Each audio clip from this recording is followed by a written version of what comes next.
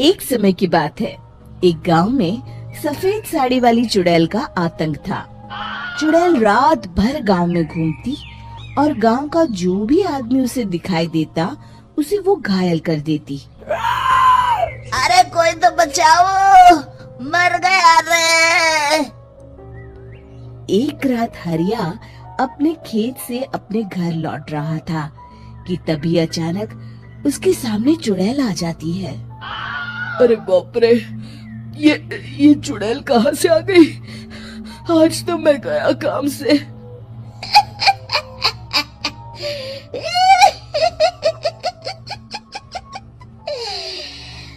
आज मुझे मेरा शिकार मिल गया।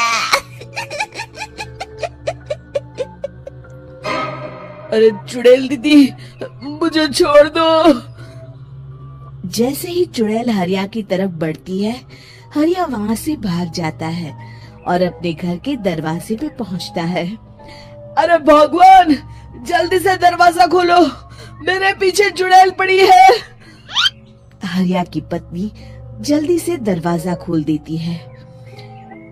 अरे आप इतना हाफ क्यों रहे हैं? अरे मेरे पीछे चुड़ैल पड़ी है, आज तो मैं बाल बाल बच गया। जल्दी से सभी दरवाजे और सभी खिड़कियों को बंद करके बत्ती बुझा दो। तभी चुड़ैल हरिया के घर के पास पहुंच जाती है। अरे वो आदमी कहाँ गायब हो गया? मैं भी देखती हूँ आखिर कब तक बचेगा। मैं अपने शिकार को इतनी आसानी से नहीं छोड़ती। इतना कहकर चुड़ैल वहाँ से चली जाती है। वहीं दूसरी तरफ हरिया और उसकी पत्नी दोनों अपने घर की खिड़की से ये सब देख रहे होते हैं। अरे बाप रे, ये तो बड़ी डरावनी चुड़ैल थी। अगले दिन ये बात आग की तरह पूरे गांव में फैल जाती है और धीरे धीरे लोग चुड़ैल के डर के मारे शाम होते ही अपने घरों से बाहर निकलना बंद कर देते हैं। कुछ दिनों के बाद भाई, मैंने तो इस चुड़ैल के डर के मारे रात को अपने खेतों को पानी देना बंद कर दिया है। कहीं मेरी फसल सूख गई तो मैं तो कहीं का नहीं रहूंगा। साहूकार का कर्जा कैसे चुकाऊंगा? अरे भाई, पूरे गांव वालों का यही हाल है। पता नहीं ये चुड़ैल हमारे गांव में कहां से आ गई। फिर एक दिन गांव के पास वाली नदी के किनारे एक बहुत बड़े तांत्रिक के आने की बात कुछ गांव वालों को पता चलती है। वो लोग जाके ये बात गांव के मुखिया को बताते हैं। मुखिया जी, नदी के किनारे एक बहुत ही पहुंचे हुए तांत्रिक बाबा आए हैं। हमें उनसे मदद मांगनी चाहिए। मैंने सुना है वो बड़े बड़े भूतों और चुड़ैलों को अपने वश में कर लेते हैं। मुखिया जी सभी गांव वालों को लेकर उस तांत्रिक के पास पहुंच जाते हैं। ओम फट स्वाहा, ओम फट स्वाहा। तभी तांत्रिक अपनी बंद आंखों को खोलकर कहता है, क्या बात है? तुम सब लोग यहाँ क्यों आए हो? मुखिया जी उस तांत्रिक को सारी बात बता देते हैं। अच्छा, तो ये बात है। और तांत्रिक अपनी आंखों को बंद कर लेता है।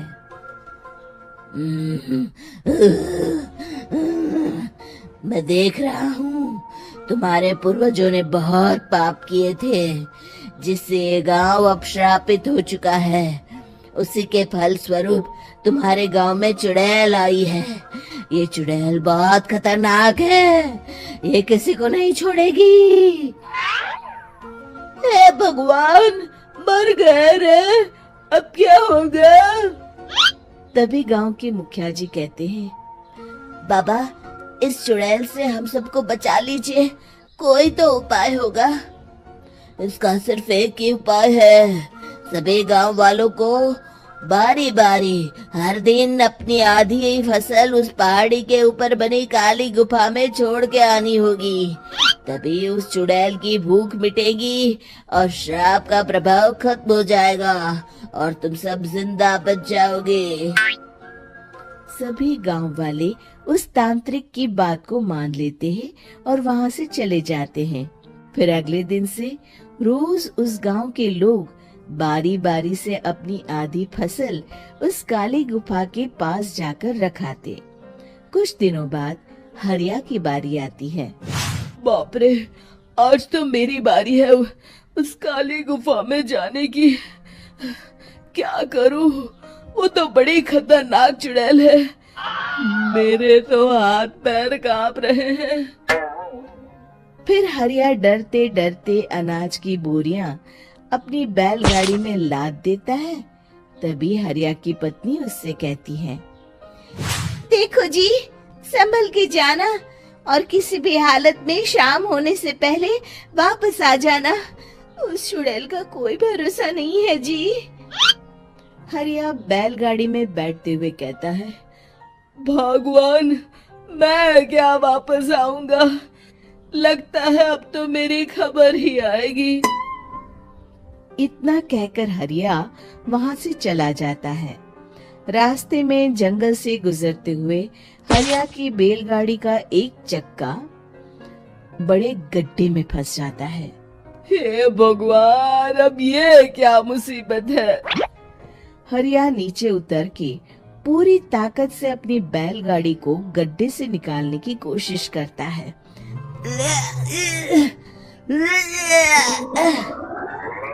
बहुत देर मेहनत करने के बाद हरिया की बैलगाड़ी उस गड्ढे से बाहर निकल जाती है। हे भगवान, अब तो शाम होने वाली है। आज तो मैं गया काम से। जैसे तैसे हरिया काली गुफा में पहुंच जाता है। अरे मर गया रे, यहाँ तो चारों तरफ डरावना माहौल है। मैंने यहाँ आने में बहुत देर कर दी, कहीं चुड़ैल नाराज ना हो जाए। हरिया अनाज की बोरियां वहां रख के जैसे ही जाने लगता है, तभी उसे किसी के आने की आवाज सुनाई देती है। हरिया एक कोने में छुपकर अंदर देखने लगता है। चुड़ैल वहां आती है और फिर अपने चेहरे से नकली चुड़ैल का मुखौटा निकाल देती है। हरिया ये देख के हक्का बक्का रह जाता है। तभी चुड़ैल कहती है, भैया यहाँ आना। आज तो बहुत अनाज आया है, इसे मिलाकर अब हमारे पास ढेर सारा अनाज जमा हो गया है। कल ही हम इसे शहर में बेच आएंगे और माला माल हो जाएंगे।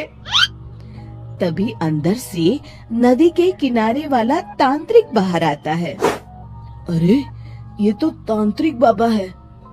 हाँ, अब तो हम दोनों की जिंदगी मजे में कटेगी। गांव वालों को बेवकूफ बनाना इतना भी मुश्किल नहीं था। लोग तो तुम्हें सच में असली चुड़ैल समझते हैं।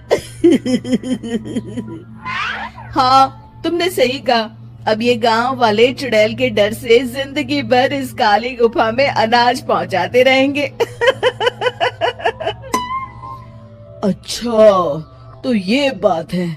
ये दोनों पूरे गांव वालों को बेवकूफ बना रहे हैं। अभी जाकर सबको बताता हूँ। हरिया उन दोनों की पूरी बातें सुन लेता है और जल्दी से वापस गांव में आता है। गांव वालों को पूरी बात बता देता है। इससे पहले वो दोनों हमारा अनाज लेकर शहर जाए, हमें उन दोनों को पकड़ना होगा। उधर दूसरी तरफ नकली तांत्रिक और नकली चुड़ैल बनी औरत एक बड़ी गाड़ी में सारा अनाज लाद के वहां से निकलने की तैयारी कर रहे होते हैं। जल्दी करो, इससे पहले हमें कोई देख ले। हमें यहाँ से निकलना होगा। और तभी वो दोनों देखते हैं कि सामने से सभी गांव वाले अपने अपने हाथों में मशाल लेके आ रहे हैं। दोनों बुरी तरह डर जाते हैं। रुक जाओ, तुम दोनों का भांडा फूट चुका है। अरे मर गए रे, ये गांव वाले कहाँ से आ गए? तुमने क्या सोचा इतनी आसानी से यहाँ से निकल जाओगे? ये अनाज हमने अपने खून पसीने से दिन रात खेतों में मेहनत करके उगाया है। दोनों मुखिया जी के पैरों में गिर जाते हैं। हमें माफ कर दीजिए, हम दोनों एक नंबर के काम चोर हैं, बिना मेहनत किए पैसे कमाना चाहते थे। हाँ हाँ, अब हम आगे से मेहनत मजदूरी करके पैसे कमाएंगे, हमें कुछ मत करना, हमें छोड़ दीजिए। इतना कह के दोनों गांव छोड़ के भाग जाते हैं और सभी गांव वाले फिर से खुशी खुशी रहने लगते हैं।